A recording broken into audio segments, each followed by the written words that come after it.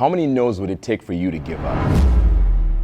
My ability to brush off rejection started with self-confidence techniques from my mom. My mom would not tolerate me walking around with low self-esteem. I was always inspired by her drive. What she did to help build my confidence impacted me forever. She made me look in the mirror every day and affirm myself, saying, I am smart, I am handsome, I am strong, I am confident. Though very reluctant at first, my mindset shifted as the months went by. I knew I had internalized it when one day I found myself doing what she said, even when she wasn't home. Since then, and even now, I still do mirror exercises before big meetings and to give myself a boost. I even have my children doing the same thing. My mom had a drive and a hunger that encouraged us. This led to me getting into one of the best design schools, ready to fulfill my dream of automotive design. Unfortunately, because of economic challenges and the lack of funding, I could not attend. I needed to work, but I wasn't interested in taking any job. Though I couldn't attend design school, I taught myself to code and worked hard to get into fields where I had skills and that I was passionate about. In many instances, I knew there was no way I'd be considered for a specific job without having a degree. So I would pay attention to what was going on in the organization, where there was a problem that needed a solution. I'd offer help, provide feedback, basically anything that I felt people in those departments missed. This helped to get the attention and interviews when the opportunity was presented. I worked with media and tech entities Comcast and Affectiva, effectively pioneering the video email marketing process at Cisco WebEx before starting my first company. Before leaving the corporate world, I had inadvertently invented a new way to send emails using video as the medium, and it became quite popular within one of the companies I was with. I even discovered other companies in the space had adopted this method. When I decided to leave the company, I wanted to take or even partner with them to see what it could become. Though they did not accept my offer, I learned that ideas you make when working for large companies generally are not yours. It was a good learning moment for me about ownership and equity.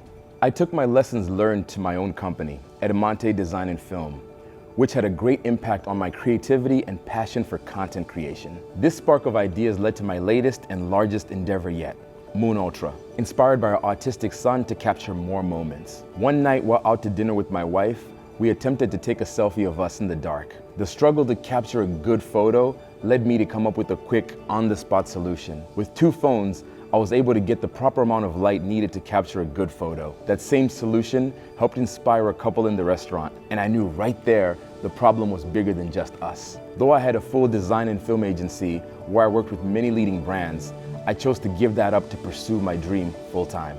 I remember the exact moment I was sitting in one of my largest clients' offices, and on their computer, I was working on a project for them, and on my laptop, I was working on Moon. At that time, I realized I couldn't do both. I would have to choose one path and give it my all. I believed in where I knew Moon could go and had to take a leap. We had a bit of savings, but that would soon run out, and I convinced my wife to let it all go. Everything. The place we lived, the cars, all the things that had some value, and we went all in. I designed the MOON UltraLight, formed an exceptional team, and soon began to pitch our company to raise money. I pitched to over 80 investors and received no every time. I almost lost hope. At first, I thought there was some sort of formula of how you're supposed to present yourself and dress. So I was that person that I thought investors looked for. Especially being a black founder, I thought I'd need to fit in or no one would take me seriously. The day I met one of our first investors, I was dressed the most casually I had been in a while.